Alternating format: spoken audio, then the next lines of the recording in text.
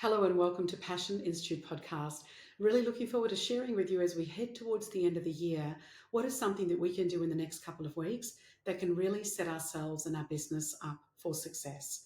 And so what I want to talk about today is why we need to take stock, the importance of it as we head towards the end of the year, whether your financial year in your business ends in the calendar year or ends in the fiscal year being June or May, and sometimes depending on which country you're tuning into, different parts of the year. But really great from a calendar perspective, whether it's your quarter or your 6 months or your end of your year, to be able to take stock in terms of what's actually occurred and how you might be able to make the most of things. So let's set the scene in terms of why leaders need to even take stock in the first place. Well, it's pretty important in terms of when we work out what's next, we also need to reflect on what's worked and what's not worked and what we can do. I think that it's also really important not only that we look at it from business and numbers and dashboards, that we also start to look at, well, were we more close towards burnout this year? Did we have strategy? Did we have a better, stronger culture? So, really looking at it from different aspects of that. So what did it really cost you as a leader in terms of what you actually created? What did it cost you for your people? What did it cost you for your organization in terms of being able to create what you have? So let's start with purpose. A lot of people talk about the North Star. I know I have a particular slide when I speak, which literally shows you where your North Star is.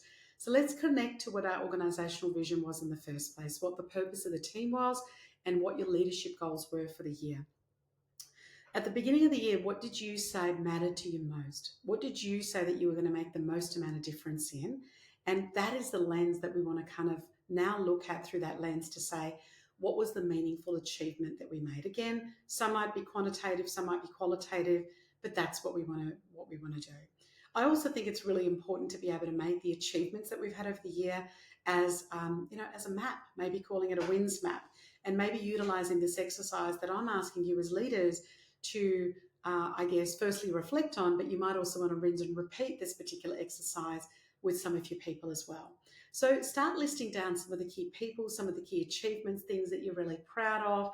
Maybe it was certain new partnerships that you had. Maybe it was certain processes that you guys developed that really is going to help you not only for this year, but also for years to come. And maybe group them in some areas. I look at things like outcomes. How do we improve our capability? What do we do for improving our culture? And perhaps even improving our relationship.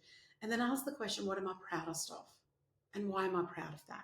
And start to just dot point them out. I'm talking about at the end of this podcast, if you do this particular exercise, it might only take you, half hour, 45 minutes. And then again, like I said, you might want to repeat that with your team members as well.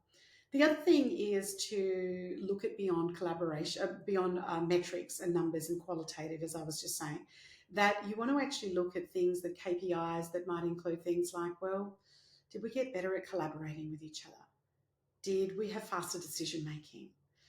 Did we build trust with our people or our key stakeholders? And so what got easier this year? What do people feel more confident about? What is that they felt that they were more capable about? Really important, because when we do this exercise also towards the end of the year, whenever we start the next quarter, next year, next fiscal year, it becomes really important in terms of being able to work out what worked. And then this comes into a reflection when you start to create your next paths forward. The other thing that you also want to do is not just what you've achieved, but you might want to also start looking at the behaviors and the decisions and the practices that perhaps led to some of the wins that you've had.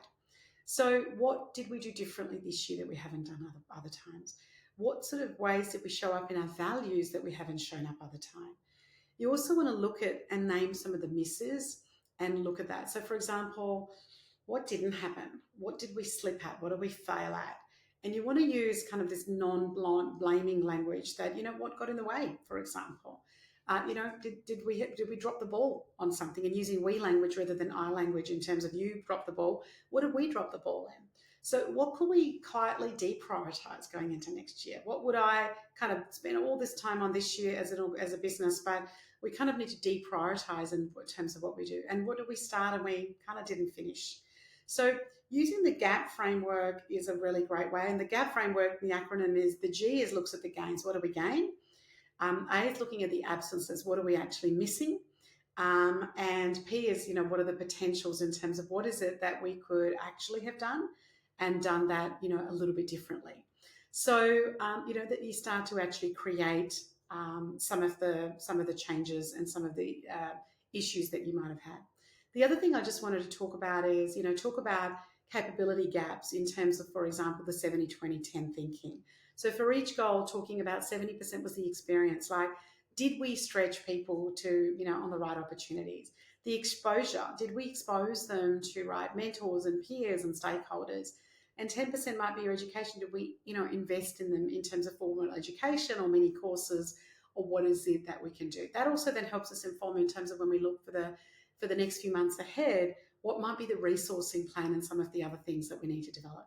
And now what we do is when we start to look at some of this list, we start to get an idea of what our priorities for next year might look like. Once we've learned that and expressed that and reflected on that and had a discussion about it, what do we want to do more of? What do we want to do less of? That's often the question to ask teams. And then maybe coming up with those KPIs and success measures to with that. And you always want, when I'm talking to the team, you always want every team member in your team to talk about one achievement that they're proud of, one learning that they're going to take forward, and one behavior that they're going to commit to next year. So I look forward to any feedback that you have on this particular podcast. Thank you very much for tuning in. And I look forward to continuing to have conversations with you that just help you in a few minutes just reflect on what's actually happening.